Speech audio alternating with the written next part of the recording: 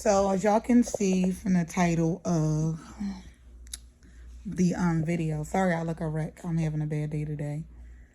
So as y'all can see from the title of the video, an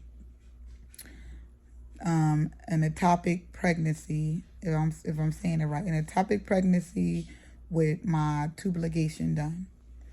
So now, I've tried to find stories like mine, but I couldn't find none about, people having tubal ligations and getting pregnant with an ectopic pregnancy. I heard about, people getting pregnant and having a baby, but not with,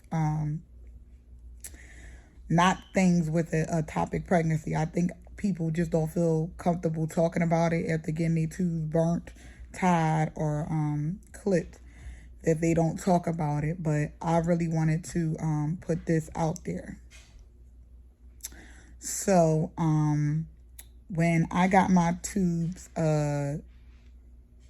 burnt and clipped, I was not told that that I could get pregnant with an ectopic pregnancy. I didn't know what that was until recently. I was not told nothing about that. I will say I know. Mistake, let me tell the truth. I knew what an ectopic pregnancy was, but I didn't know it could happen if you had tubal ligation. I thought, if I'm saying the word right, I thought that it only happened with like women just having pregnancy in their tube, and it just happened. It happened to my mother, and she miscarried. So I thought that that was it. I didn't know anything that it could happen when you get your tubes burnt. So I had my tubal ligation done. My daughter's almost 6, so almost 6 years ago. And when I had it done, I was on an operating table. And they told me that this was a contraception that was permanent birth control, that I couldn't get pregnant. I wasn't told that I could have a ectopic pregnancy, anything. I was just told that, after my 3 cesareans, having more cesareans after 3 was very dangerous. I mean, I had 4 blood transfusions when I had my last child, my daughter Kylie. I had 4 blood it was a lot. So I didn't want to go through another cesarean. But I didn't, I wasn't thinking straight. I wasn't in my right state of mind when I decided to get my tubal ligation. But so to begin the story, I was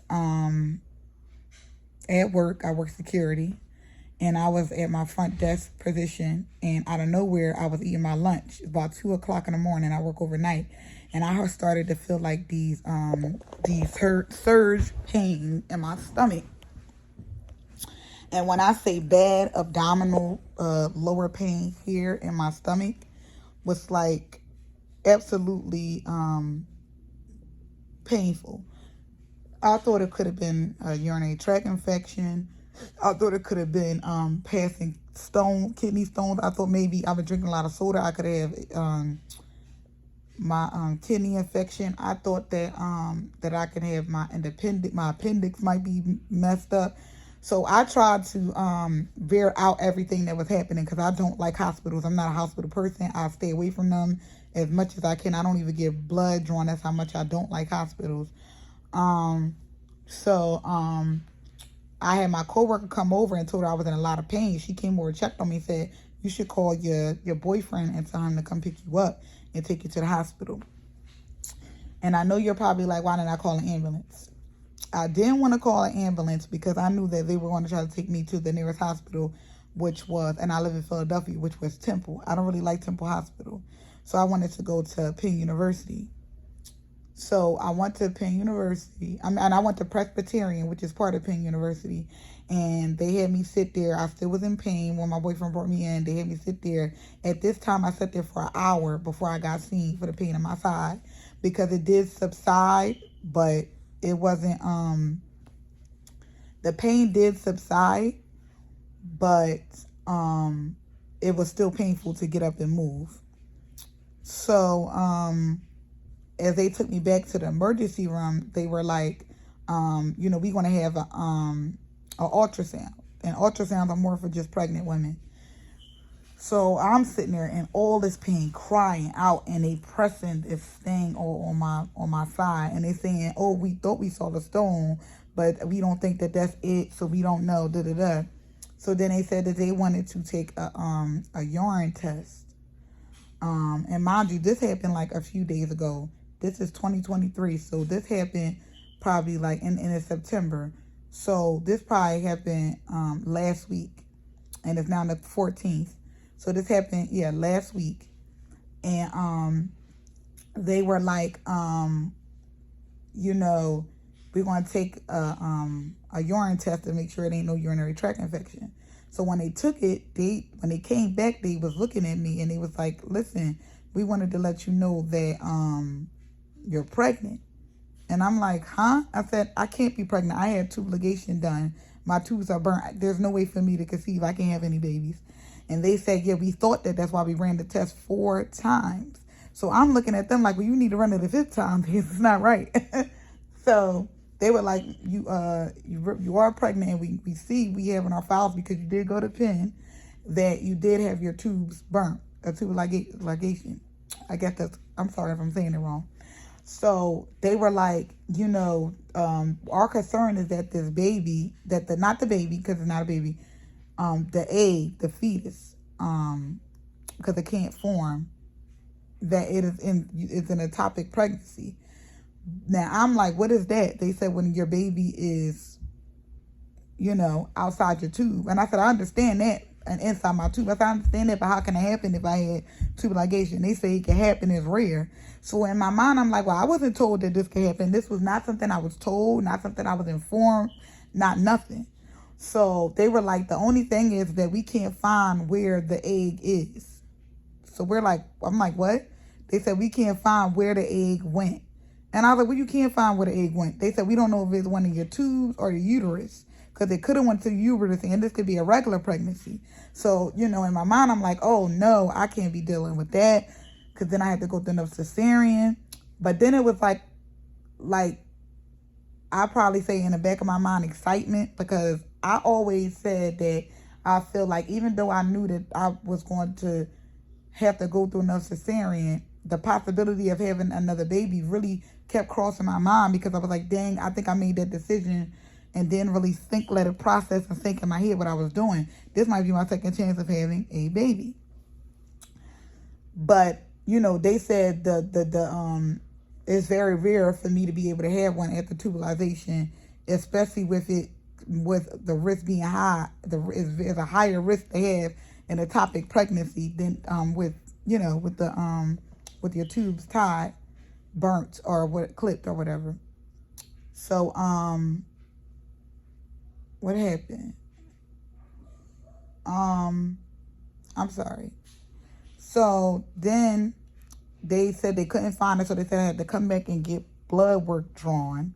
I had to get blood work drawn to see my HCG levels, blood levels, to see if they're high or low. Because I guess if they're low and they don't move, it's an ectopic pregnancy. If it's high, then that means that it could be in my uterus. So when I went back to get checked again for an ultrasound, I'll probably say like 2 days later, they were like, we still can't find it. So I'm sitting here, now, today, after they took another blood test, a blood count yesterday, and it's saying that instead of my HCG number being 700, it's 789, which is not high, and they basically saying that it is it might be an ectopic pregnancy. They want to do the numbers again, but they doubt that the numbers are going to go up. Now, mind you, I've been sitting here contemplating for the last couple of days on, like, if this baby is in my uterus, do I want to keep it or not have it? And I was saying, I'm pro-choice. Whatever anybody want to do, if they want to get an abortion, I can't say it. If they want to get rid of the baby, or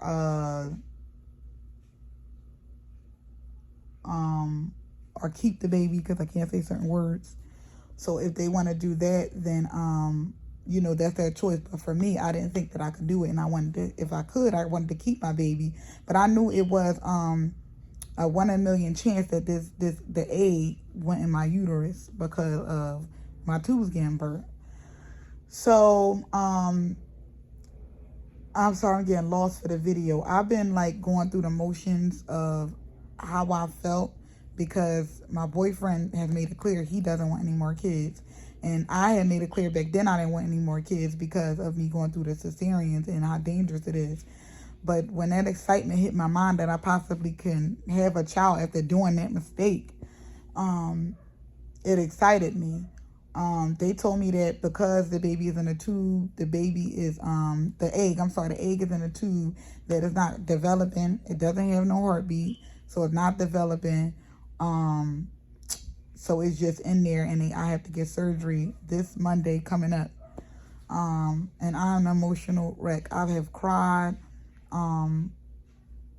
This has been a very hard day because I feel like I don't know why this happened to me. I wish I would have known it could happen. I wouldn't have gotten none of it done. I just feel like, I don't know if it's anybody out there that went through this and why there's not any video out there talking about how people had pregnancy with tubalization, but it came to an ectopic pregnancy. I feel overwhelmed. I feel bad. I never realized that I did want more kids. I did realize it a year or so after I got my tube. I made that decision to get my tubes burnt procedure. But now it's like really sitting in, like you got this egg that could have went in your uterus because you decided to be selfish and burnt. And to me, that's how I feel about myself. I decided to be selfish and burn my tubes. That egg was not able to. And I understand there are women that have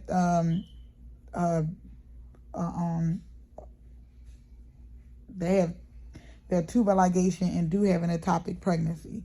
That they don't have tubalization and do have an ectopic pregnancy. I understand that. But they are also able to possibly have children after that. Once they take everything out of me, unless I do IVF with my ovaries, it's not a guarantee that I can have another child, and it's very expensive. And I'm not willing to do any of that. But the fact that I can't save this embryo, that it felt like to me, this would have been my miracle baby. After I had my tubal ligation, after my 2 children. And I've cried all day today, but I feel like I'm an emotional wreck. My surgery coming up, I'm still sitting here with the egg in my tube, and I just feel like it's nothing that I could do because it can't stay there because it's a bleed out and it's between life and death. And I feel like even though I know this, I feel sad that there's nothing that I can do to help this process. Because I really, I know I shouldn't feel anything because it's not a baby, but when it's something inside of you that's a part of you and you feel it and you feel, not you feel it, but it's something inside of you. And the fact that I can't do nothing to help the embryo, even if it's not developed into anything, is the painful part to me.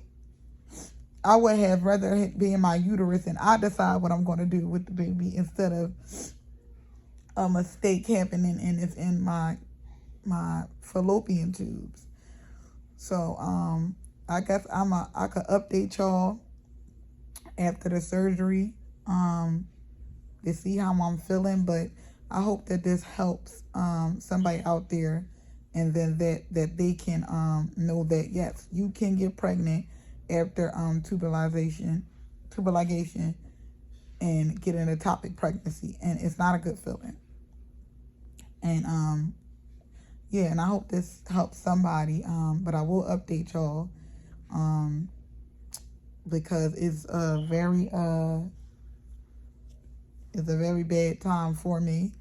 And I really do wish that there was something that I could do, but there's nothing that I can do. And it feels like a part of me is just getting dragged out that shouldn't be coming out.